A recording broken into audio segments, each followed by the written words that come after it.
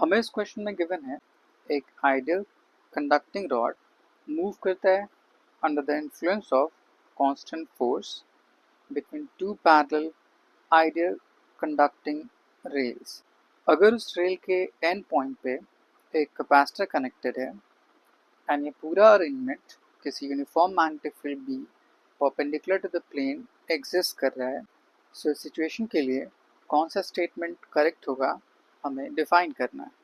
इस फिगर को रीड्रॉ कर लेते हैं। कुछ ऐसा दिखाई देगा। लेट्स से रॉड की length L, capacitance of capacitor C, placed in uniform magnetic field B। Rod move कर रहा है under the influence of constant force F। जैसे ही रॉड मूव करेगा टुवर्ड्स राइट साइड किसी इस पॉइंट तक, सो amount of magnetic flux crossing through this loop उसकी value increase करेगी। उसकी वजह से फ्लक्स में चेंज आएगा।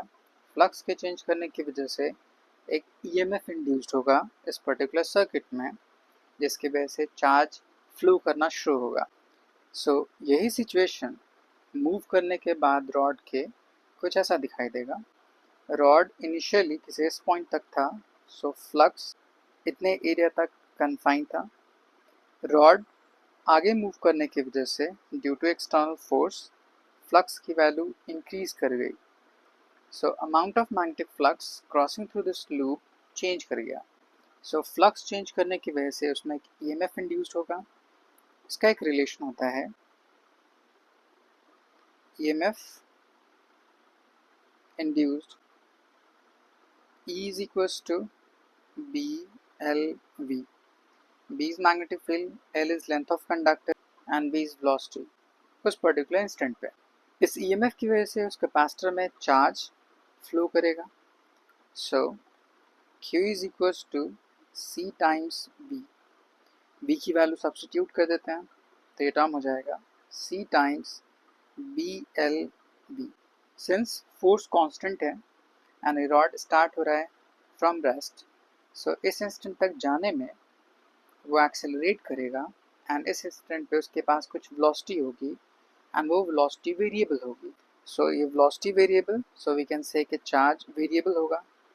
अगर इस चार्ज को डिफरेंशिएट कर लिया जाए तो get current, so dq by dt is equals to CBL and velocity का differentiation dv by dt। dq by dt को करंट बोल सकते हैं, CBL constant, dv by dt को एक्सेलरेशन बोल सकते हैं। सो करंट का एक्सप्रेशन कुछ इतना आ गया।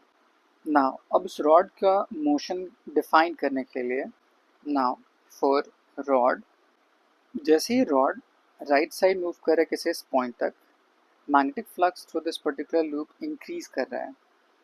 सिंस मैग्नेटिक फील्ड इस पर्टिकुलर रीजन में इनवर्ड है, सो फ्लक्स का चेंज उसके रॉड के अंदर एक ईएमएफ इंड्यूस करेगा जो उसके फ्लक्स के चेंज को अपोज करेगा। इट मीन्स अभी मैग्नेटिक फील्ड इनवर्ड है, सो इस ईएमएफ इंड्यूस की वजह से जो करंट होगा उसका मैग्नेटिक फील्ड आउटवर्ड होगा। It means dot. Magnetic field outward होने के लिए करंट इस पर्टिकुलर लूप में एंटी क्लॉकवाइज में होना चाहिए, कुछ इस तरह से using right hand thumb rule. So current upward direction, तो इस रॉड के अंदर current upward direction. Now since ये रॉड कैरिंग करंट प्लेस्ड है किसी यूनिफॉर्म मैग्नेटिक फील्ड बी में, तो इस रॉड पे एक मैग्नेटिक फोर्स एक्ट करेगा। F magnetic is equals to I times L cross B। L in the direction of current upward, तो उसको J cap. B magnetic field which is into the page, मतलब Z axis negative sign में। J cross K I cap with negative sign, तो minus I cap, तो ये पूरी वैल्यू हो जाएगी minus I cap. It means जो फोर्स होगा उसका डायरेक्शन नेगेटिव एक्स एक्सिस की तरफ एक्ट करेगा। सो मैग्नेटिक फोर्स इस रॉड के ऊपर किसी इस डायरेक्शन। नाउ अब इस रॉड के ऊपर दो डिफरेंट फोर्स हैं, एक constant force F external right side में, F magnetic force left side में। तो इन दोनों का रिजल्टेंट इस रॉड को राइट साइड में एक्सेलरेट कराएगा। So using second law we can write net force ma is equals to F minus magnetic force. F as it is, magnetic force की value I L B, I की जगह पे लिख सकते हैं C B L A multiplied by L into B.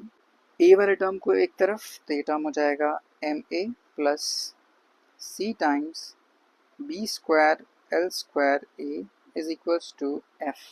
सो यहाँ से अगर A कॉमन कर लिया जाए तो इसकी वैल्यू आ जाएगी F divided by M plus C times B square L square.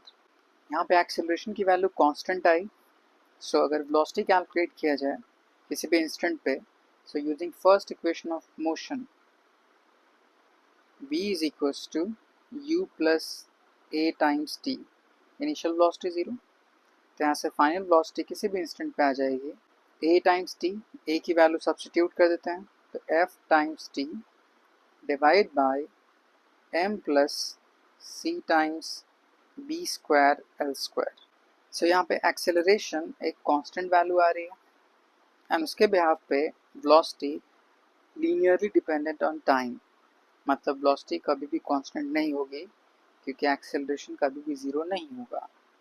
सो ये रॉड कभी भी टर्मिनल वेलोसिटी एक्वायर नहीं कर सकता. सो इन रिजल्ट के अकॉर्डिंग सारे ऑप्शन को चेक करते हैं. First, velocity of rod becomes constant after certain duration of time, गलत. वेलोसिटी टाइम के डायरेक्टली प्रोपोर्शनल है तो ज़ीरो नहीं हो सकता. Second statement, acceleration of rod becomes zero after certain time, ये भी गलत. Third, acceleration of rod becomes constant immediately after start of motion, सही. So option third is correct.